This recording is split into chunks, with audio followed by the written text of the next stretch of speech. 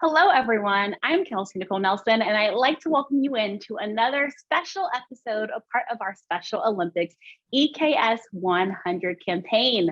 In this series and throughout this series, we will continue to highlight the Shriver cousins, who are members of the inaugural Founders Council and who are doing lots of great work on the ground to honor their late grandmother, the great Eunice Kennedy Shriver, founder of Special Olympics. This would have been Eunice's centennial year. And joining me today for this celebration is Molly Shriver, chair of the Special Olympics Founders Council. Molly, how are you today? I'm great. Thank you so much for having me. It is my pleasure and honor. We're going to, of course, talk about and celebrate Eunice Kennedy Shriver and all of the great work that she's done. And I'm excited to have you on, Molly. You are the chair of the inaugural Founders Council. You've been here since the beginning, since the inception in 2018. So I want to ask you first, what's it been like for you to be chair, and kind of how have you seen it grow over the time since you began? Yes, so I have been a part of Special Olympics my whole life. From the moment I was born, it's been a part of my extended family and my own Special Olympics family. And so I grew up in the summers going to Camp Shriver in my grandma's backyard, playing sports with Special Olympics athletes my age, going to the unified basketball chapter in my home county, Montgomery County, Maryland. Yeah. And I've gone to every single one of the World Summer Games since I was born. So I was very fortunate to grow up 10 minutes from my grandma. So Special Olympics was her sixth child. And so it, again, as I said, it's been a part of my life, my entire life. And so as the cousins started getting older and we all went off to college and started working, we wanted to find a way to incorporate the mission of Special Olympics into our everyday lives. And so my uncle Timmy, who is currently the chairman of Special Olympics International, had thought of this idea to create a Special Olympics Founders Council, where some of the cousins could have a more intimate role in the day-to-day work that the organization does, and have, contribute to the mission in a more strategic way, Right. in addition to our participation in local programs. That is so exciting. And again, glad that you are leading this great council. You are the chair. And so I want to ask you, what are some of your responsibilities as chair? Kind of what are things that you've helped to lead so far, Molly, with the Founders Council? So a big part of my responsibility is getting all of my cousins on the same page. There are, I think we're 19 total first cousins. Wow. On the Shriver side. And so, as I said, most of us are in the working phase of our life.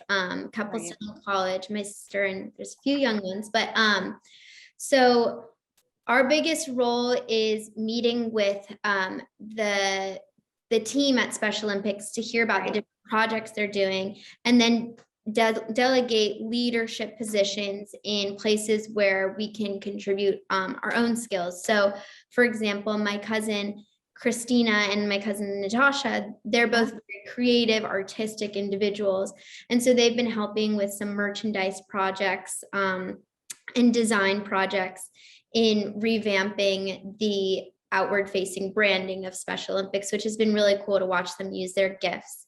Very exciting. And the centennial year, you guys are all leading your talents and skills to this great council. I know one of your talents and skills, you're very interested in criminal justice reform, Molly. I want to talk about this, kind of where your passion for that began and how it ties into your charter with the Founders Council. Well, I always was interested in the work that my grandma did. I really looked up to her as a young girl to see this powerful woman leading a movement. And when I went to college, I took a class where I read 2 books and watched one documentary, all on the subject of criminal justice reform. It really opened my eyes to the injustices here in America. And so I got really interested, and I catered my academic career around the topic of our justice system and racial injustice in America. And I now work for a nonprofit called Reform Alliance, where we work on probation and parole reform, which is really, again, I learn something new every day working at Reform. And there's a mutual respect for my work with Special Olympics as well, because of all of everyone's commitment to social justice and inclusion and equity. So I think, although they're two different areas within the greater narrative of social justice, there's a lot that I've learned from my time with Special Olympics that I contribute to my work at Reform. And then similarly, what I learn at Reform, I can contribute to the Founders Council. And what you are contributing to the Founders Council, Molly, as chair. And as we talk about the word inclusion, I want to talk about what inclusion means to you, what it means to the Shriver family, because I feel like it's a packed and loaded word, but especially for that younger generation out there, Molly, you know, how can we all be more inclusive of each other as we move forward? Yeah, so as I said, I grew up, I went to summer camp in my grandmother's backyard, which is really different than a lot of my other friends at school, going to camp with children with special needs as opposed to volunteering or, you know, a day of service. It was an integral part of my childhood. And so I was really glad to have that experience at a young age, because I don't have a sibling with special needs. So if it's not, I think, in your immediate family or maybe in your extended family, it's seen as sort of a volunteer or an act of service to spend time with people who are different than you. I can travel to any country in the world and feel like I have a connection with someone through Special Olympics. You talked about growing up just 10 minutes away from your grandmother. And I've heard from you now and a couple of your cousins that I spoke with just about the fun summers that you all would have, you know, at Cape Cod and in Maryland. I kind of want to dive into that more. Let's talk about the activities that you all would do, kind of that bonding and kind of, you know, what you overall think your grandmother was trying to share with you all through the summers that you guys would spend with her. Yeah, so as I said, I was lucky enough to grow up 10 minutes, maybe even 5 minutes down the street from her. And so we would spend every weekend going to her house, playing games, inviting our friends over for capture the flag or football. In the summer, we would do swimming. And she came from a very competitive family herself. Yeah. I'm sure you've heard that plenty of times. Yes. But it's no joke. And talking about family, I know in past interviews, you and your cousins have described the heart root of Eunice's activism from her sister, Rosemary Kennedy. And I want to kind of talk more about Rosemary and that special bond, because I don't think that story is told enough, quite frankly, Molly, and kind of where that kind of helped Eunice to become who she was and kind of delved into her missions. So could you share with all of us today kind of more about Rosemary and why it was so important for Eunice to make sure that she was included in everything that she did? Yeah, and I think that, as I said, they were a very competitive family, but a very loyal and supportive family, and they really looked out for each other. And my grandma, she noticed her brothers getting a lot of attention, and she enjoyed playing sports with them. That's where she got her competitive nature. And so she noticed that Rosemary wasn't being included in the sports or the family debates. And so she really took Rosemary into her care and wanted to uplift her sister. And she was frustrated that the rest of the family wasn't viewing Rosemary to her highest potential. And so she gathered up her siblings, and they really wanted to show Rosemary off to the world at a time where the world was not respecting people with special needs the same way that they were. And so I think that she was really the spearhead in her family, and then her family was the spearhead at that time. And under her brother, President Kennedy, she was able to encourage him to get the Americans with Disabilities Act passed. And so I think it really shows that the sisterly bond and the women uplifting women mission has such a powerful effect on the rest of society.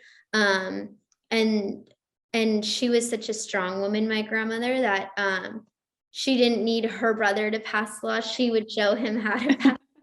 So I think it is a story that doesn't get told a lot, but it really is the heartbeat of Special Olympics and of her life goal. And before I let you go, Molly, a quote that you said in a past interview that really resonated with me, and I think it will resonate with the viewers out there, is you said, "My grandmother walked the walk and sprinted the sprint." I want you to kind of explain that more as we kind of, again, reflect and celebrate the memory of Eunice Kennedy Shriver. I think what I meant by that was she was, as I've said, a competitive, rigorous, intense woman who not only walked the walk and started an organization. She started with a camp. She sprinted the sprint. She went the extra mile. She got Special Olympics started in I don't know, by the time she passed away, maybe 100 countries, having not only sports programs, but educational programs, leadership programs, job training programs. And so I think that to watch what started as a summer camp expand into a global organization and a global movement has been what's the difference between a walk, a run, and a sprint. And when she passed away, I know she was not satisfied yet. So it's up to, the next generations to continue growing this. Like, Special Olympics is international, but there's lots of places in the world that are still very under-resourced in this space and need a lot of support in getting their local practices or local programs up and running. And you may be in a place where there's only a soccer program and you don't like soccer, and that's okay. Right. And we want to create, if you enjoy, cheerleading, a cheerleading program for girls. So I think there's a lot of work left to do, and she got us so far in only 50 years, but this is something that I'm sure will last forever, and that it's on the next generation to continue building and expanding on the greatness that's already come, and the greatness that is yet to come. Well said. It's on all of us now to continue to carry that torch. Molly Shriver, thank you so much for joining me again. This is our EKS 100 celebration, celebrating the late, great Eunice Kennedy Shriver. Thanks so much, everyone, for tuning in.